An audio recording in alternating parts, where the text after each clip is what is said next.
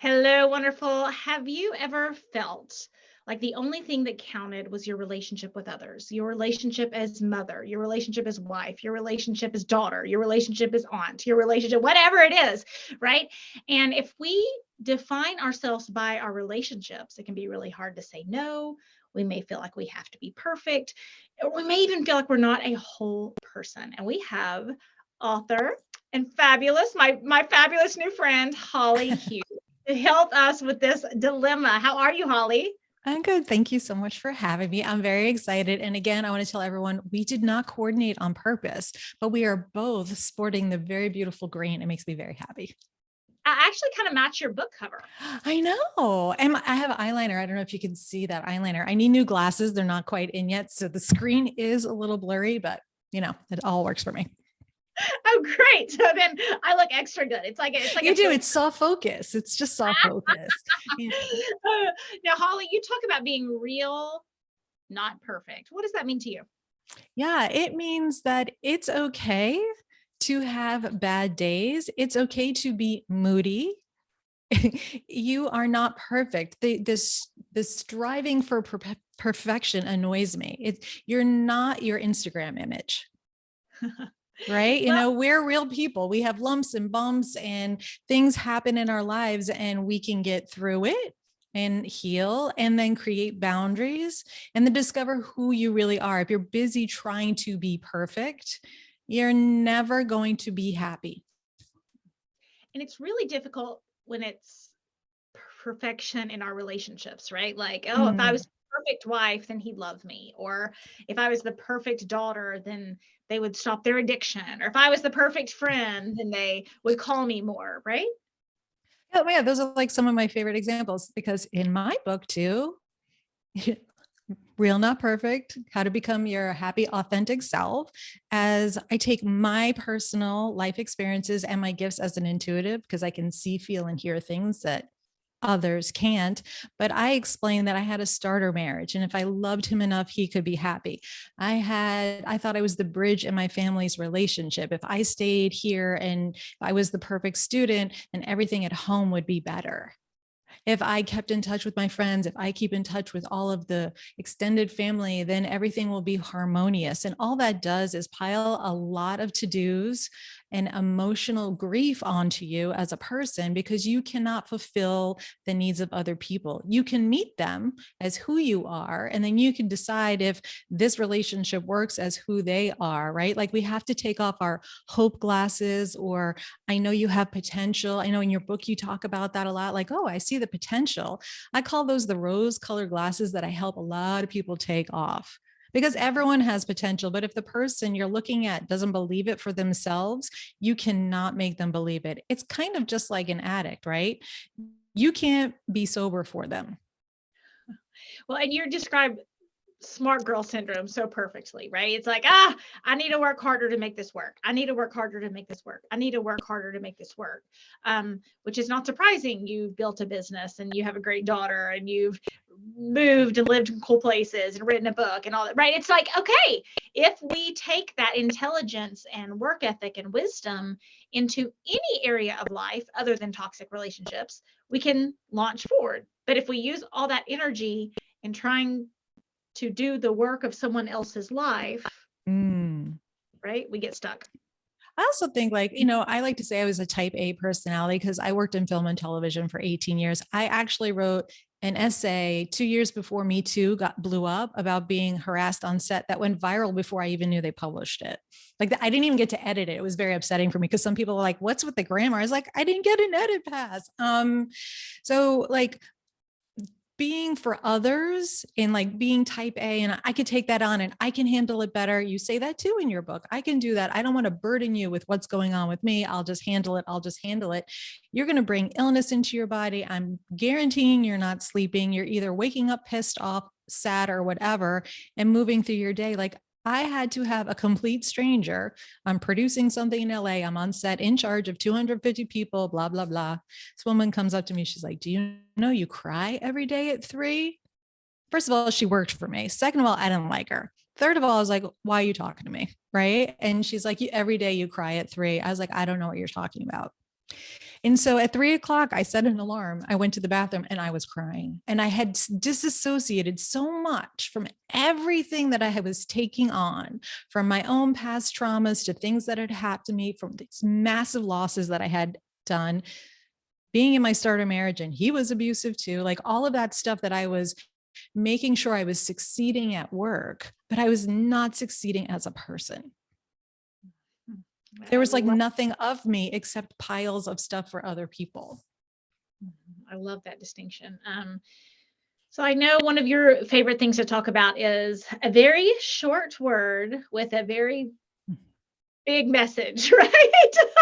So, what do you talk about when you say no is a complete sentence? Oh, yeah. I love that. I like to say that saying no to others means saying yes to you. And then I like to tell people, like, how many languages do you know the word no in? Niet, nine, ni, right? You could shake your head. You would know. If you were in a foreign country, you would understand the no. 2 letters. So many people are afraid to say them. If I say it, I'll hurt your feelings. If I say it, you're not going to like me. If I say it, I'll be left out. If I say it, you'll forget me. If I say it, what purpose do I serve for you? Right? Right? Yeah. That's super. And my thing is, like, when you learn to say it, you're setting a boundary. You're teaching people how to treat you. You're being kind to yourself. I think I use the word surrender a lot when it comes to healing, and especially emotional healing. The thing is, like, when we talk about doing so much for others, we're leaning forward, right? We're like, we're going to do it. I'm going to do it. What's her face? And lean into it. She could lean into it because she had $100 million business and had everyone doing the stuff for her. But even juggling any kind of work, any kind of family, large, small, or whatever, there are going to be days when you're exhausted. So I don't believe in balance. I believe in rhythm. Right? Oh, Some yeah. weeks it's a lot more work, and some weeks it's a lot more family, and you get to choose. Right? So saying no is part of that. You have to make a choice. The other way I love to spin no for people is, if you are not communicating your truth and someone is not communicating that to you, they are making choices based on lies. So if you don't say no, I don't like that, right? No, then they're like, oh, you like this and this and this, and they can assume a bunch of stuff. And then you're stuck doing things you don't like. And they don't know that. They don't know that you're making yourself smaller to fit, or you're biting your tongue till it bleeds, because you're just not being honest. It's like the coffee story in your book, right? I love that. You're like, don't buy coffee for the person who's a jerkwad. I'm using nicer words. Buy it for your actual friend, right? So I had someone at work who kept buying me coffee. Now, I don't buy my coffee outside the house. It's my weird cheat button. I just won't do it. But this one person was being so kind. They were bringing me coffee, and it was a fancy schmancy coffee. And I was like, I don't like it. I had 9 months of guilt because this person kept bringing me coffee that I didn't like it, and I kept giving it away, or I'd throw it out. I'm like, I just like my coffee with cream and sugar. I'm kind of like, I don't want all the fluff. And then, like, I practiced, flop sweating, armpit, the whole thing. And I was like, so I don't like that coffee. And I was like, braced for impact. You're an asshole. I'm so nice to you. How could you? What's wrong with you? How could you not like it? I was ready for all the fight. And they said, oh, okay. Like, it was such a non-issue. But when I finally spoke my truth, I was like, oh, I got the positive reinforcement. I did not hurt them. They still liked me. We still worked together. We were friends. Like, all of my panic just was based in not reality. And I think about it. My no twist is I want to be someone who spreads light into the world, not darkness. And so if I am helping everyone else become more selfish because they can't handle my no and I'm afraid to say it, then I'm actually spreading darkness into the world. I'm making the world a worse place. But I love that where it's a little bit of a dishonest twist, and then Yeah, it's a also little lie. It's a little lie. And it's like, oh, well, I'm going to be so selfless that everyone else can be selfish. It's like, what? That, that's not really making the world a better place here. No, I also have another saying. You don't have to sacrifice love to in order to receive it, meaning you don't have to change who you are and give pieces of you away, right? You're like, I posted the other day about the giving tree because I hate the giving Okay. tree. Yes. Oh. So I'm like, I have a potty mouth. F the giving tree. Just F it. Because you know what? That man was so selfish and that thing gave itself until it was nothing. It was a stump. No, I don't want you to be a stump. I want you to be like, I'm going to go find my grove later. If you want to hang out with me, you can put a swing on me and I'll decide if the string stays. And I'll be making fruit for years to come. Right? I'm going to make apple pie. I'm going to make apple butter. I'm going to make, fried apples, Apple. eating apple, right? It's like, Yeah. yeah, No, not a stump. I am not a stump, right? And I'm golly, not. I know we both have daughters. It's like, at what point do I tell her she expires? Mm. As a kid, your needs, your health, your sports, your interests, your friends are all important. But once you become an adult, you're a stump, right? Yeah, I no, tell her that for good reason. she has so much better boundaries than I ever did at that age because I won't let her. I've taught her, she's like, I have this friend, and she's like, I think they're toxic. I was like, yeah, they're no good. They're no good. You don't need that. So sometimes when you're clear about what works and doesn't work for you, I want to be honest, you might have a lonely day or two, but lonely is so much better than devalued, used, abused, like and all the horrible emotions and illness that you would get when you are not being true to who you are. Right? Like, I like to tell people I'm moody. I'm really sarcastic. I mean, when I am working as a healer in my office, I'm the best version of me. I'm all heart. I'm there for that. But I can't live my life that open to healing and to your needs because I wouldn't be able to drive a car, right? Like, that wouldn't be good. So it's okay, again, to have rhythm. I have time here, I have time there.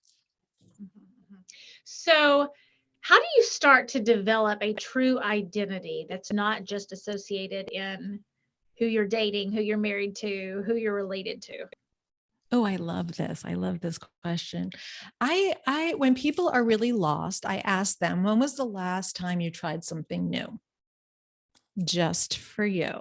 Like, I've always been a dancer. So Thursday nights were dance night for me, even as an adult. I don't move the way I used to. I have a bajillion injuries, but it brings me joy. So if you don't have a good boundary, if you can't say no, you'd be like, oh, I'm leaving my family. Who's going to make dinner? How's my kid going to get to whatever? And that's not my problem because I'm letting them solve their own problems. I'm not creating narcissists by making someone else think their needs are way more important.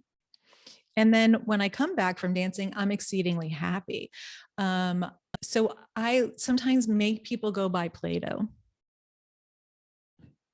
because there's no joy. Everything is a product. Instagram is a product. My side hustle is a product. I need to sell this. No, you don't. When the pandemic started, I went to Michael's and I bought a crochet kit. I cannot crochet.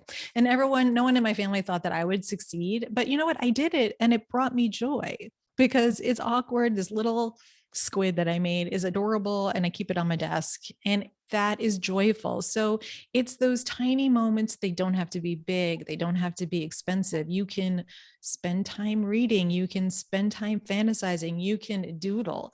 But I would say go find something that makes you lose time. Mm-hmm. And that's something I advise quite a bit. So if many of our listeners can get stuck in a pattern of researching narcissism, researching personality disorders, and it's like, and they come to me, they come to you, they go to a therapist and they say, man, I'm really not happy. What are you doing with your free time? Looking up articles on sociopaths. Yeah. I can see where that wouldn't make you happy, right? And there is absolutely a time for processing and learning information, right? Mm-hmm. But we want to process and then get into progression, right? We want to progress and, tapping into creativity, tapping into joy, tapping into play. I call it finding a better problem to solve, I love that. right? Because your brain can say, oh, is this a covert narcissist or a malignant narcissist? Or Mm-hmm. you can figure out crochet. Because Yep. no matter what you find out about that narcissist, it's not going to change their personality. Or if like, I believe like one of my new self-care tools since COVID was I've always liked foreign film. I'm a big reader because I'm a writer, right? So like I am so curious about the world, and being stuck in my home for that long wasn't so great for my mental health. But Korean drama popped up on my Netflix, right? And I have foreign films, I have French, I have BBC, like English television, I have everything, right? But I don't know why this one did. And now I am insane about it. I want to learn the language, I want to go to the country. But I was like, oh, what is the humbug? And what does this part represent? And what do those beads mean? And I didn't realize that the hats, which is called a god, but it's spelled GAT in English. It's like, it's made of horse hairs. And how is it? Like, I'm like, let me research something that I find fascinating because I don't know anything about the culture. It's not anything that I was exposed to. Isn't that like way more fun than obsessing on what a person who doesn't give a shit about you disorder? Enough, you've given enough to someone else. That's why it's hard to switch back. A lot of people talk about self-care as baths. They're lovely. I highly recommend salt bath. I think it really does something. But self-care, again, makes you lose time. It makes you forget you have a phone. So you can go for a hike. If that's too hard or you're in an urban setting, walk around the block.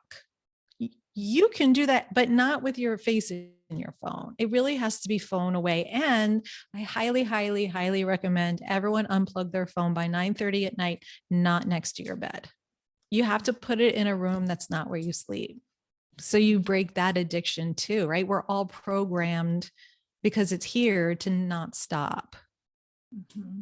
Mm-hmm. Oh, absolutely. I saw a meme recently. It said, yeah, when I wake up at 2 a.m., I pick up something to give me access to every piece of information in the entire world. And you're just like, yeah, maybe that's not the best decision, right? Maybe that's not the best decision. So what else can you tell us about building an identity past no? Because I really, you did point out something, and I do want to say Mm-hmm. this. You've said there's going to be some lonely days, Yeah. right? And the old version of me, the people pleasing version of me, was very popular. Very popular. Mm-hmm. Everybody liked me, and why wouldn't they? Right? I let them walk all over me. I let them say whatever they wanted. I would always go eat where they wanted to go eat. I would, right? Like, and they got Right. to like, Did they like you or did they use you? no, exactly. Right. Right. Yeah. And then all of a sudden, I was like, hey, I don't let people talk to me that way anymore. And they're like, what? Oh, you're overreacting. You're being too sensitive. Mm-hmm. You're playing the victim. It's like, no, I'm quite certain that's not true. So, I'm clear. I'm clear. We're good. Any other tips, tapping into joy, and then any other tips on forming that identity? Yeah, I think that identity really is it, it's okay to have feelings other than happiness or being numb, right? So we have a spectrum because if you were happy every day, you wouldn't know you're happy. It would just be your normal. So you and I were talking before we even hit the button that like 2 days ago was a super intense emotional day. I'm going to say it was the Leo super full moon. I'm going to go full woo woo. And I'm going to let you know with how the planets were aligned. It was about heart opening and knowing that you're making new choices to move forward. But that means you have to revisit the past. So you know that you won't do that again. Right. And so I was really sad that day. I cried a lot. And my family knows that it's okay. And I teach my daughter, hey, babe, I'm sad today. You did nothing wrong. You are not responsible for making me not cry. It's just one of those days where I have to let the tears out. And then when I do, when I process and surrender to the feeling, I feel so much better after. So what I'm saying is you might feel lonely. You might not be connecting, I'm air quoting, I hate air quotes, connecting with as many people. But if that's not an authentic connection and you're faking it, I'd rather not be around you. I mean, I prefer the alone time, and I can go into whatever world I want to with reading or a bajillion movies or whatever. Or you can go online. Like there's like, if you're a bookish person, let's just say you're an introvert and meeting people is hard. This is called the Women's National Book Association. They have a bajillion free events. They talk about books. They recommend books. You know, you can connect online or in person. And it's just about really being like, if you don't know where your yes is, start with where your no's are. If you come see me and you're full of rage, I try to open a rage room, but then COVID happened. I was like, go break something, set something on fire. If you want to go throw axes, it's so fun. If you're terrible at tennis, I don't care. You can do things for fun and not be perfect at it. And I think my daughter's younger than your daughter, but I had a conversation with my daughter Monday and Tuesday, and I said, because when she notices when I'm going, she'll say, "What's wrong?" And sometimes I'll say, "Nothing's wrong. I'm just like stress releasing. Like I'm driving on the interstate, and that car almost came over, and I'm paying attention, and I want that stress out of my body." Sometimes that's the answer, but Monday and Tuesday that was not the answer. I was like, "I'm very sad." Yeah. I am very sad. There's a lot of things that I thought were going to be happening right now that turned out not to be happening right now. And I'm sad, right? And she's like, and I said, and that's okay. I won't always be sad, but today I am, right? That's okay. And I love the added dimension. I've done this before with her, but I love the added dimension of, and it's not your job to fix it. Oh, yeah. Right? Right. I think that's like the whole people pleasing part. Like just because you see it, it doesn't mean it's yours to heal. That's a big one, right? Especially like you're an empath, I'm an empath. So a person who can feel the room. If people don't know what that is, the best way to describe it is, have you ever walked into a room after a fight and you could feel the tension? Right. Well, like my gifts are like, I have that 24/7, but an empath has that too, that emotional connection to people. And that most empaths like come from some sort of abuse. So they had to be aware of what they were going or prepare to walk into the room. So they knew what they had to defend against, manage, whatever, people please against for survival, especially when you're a kid. So again, if you don't know who you are, if you've lost your sense of self, I would go back to a childhood hobby, or this is another thing I do. I put pigtails in. On those days where I'm feeling a little lost, you'll on social media, if you go find Holly Hughes Intuitive, that's my name everywhere, you will see images of me with pigtails. I cannot take myself too seriously with pigtails. They make me happy. When I was young, they would swing back and forth, and it brings me joy. See, joy can come from the smallest things, and you'd be like, oh, there's the spark. That's what I want to do. Yeah, I like to start small and easy, and then we can get more complicated. And everybody hit the rewind on the podcast button and do that again, because I know by the time you hire a coach, you hire a healer, you hire a therapist, like it's like, okay, there's this huge monumental iceberg problem that, I have reached rock bottom. I can't do it. The pain is so hard. I can't deal with it anymore. And here I am, and let's fix it today. You got an hour, right?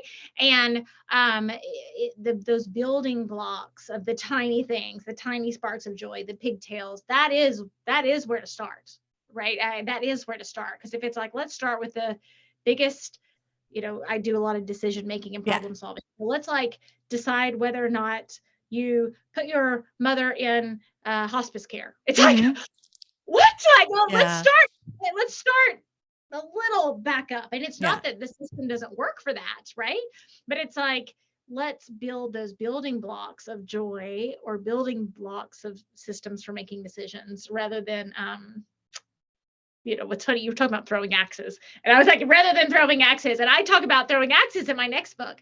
And I talk about when you're solving problems, you want to if you got that axe, you want to make sure and hit the bullseye. Because if you just throw the axe everywhere in the midst of the party, like somebody's going to lose an arm, right? Which is bad, right? You're going to put an eye out. You're going to put an eye out. And if you're solving the wrong problem and not getting to the bullseye, it can also harm your life. But so we are definitely aligned. Like I have a saying, I like to tell people, I heal your heart so the pain from your past stops defining your future. I believe in almost everyone's life, there is a moment in time where you weren't loved the way you needed to be. It could be a huge moment. It could be a really small moment, but it had an impact on you.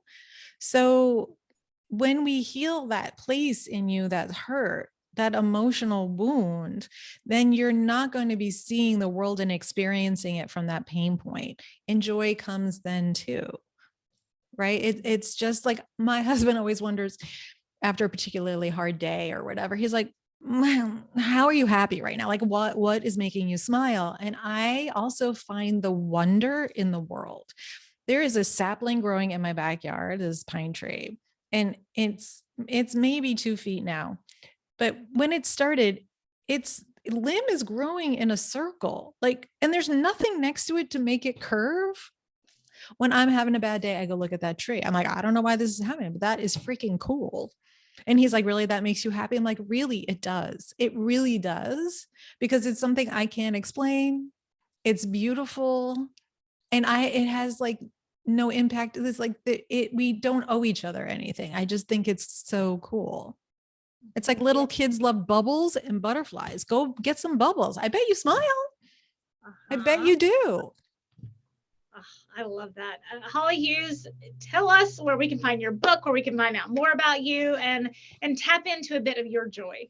Oh, thank you. Well, my book is Real Not Perfect, How to Become Your Happy Authentic Self. It's on Amazon, Barnes and Noble. You can even get it if you're in the Charlotte area at Park Road Books, which is a local bookstore. Go local.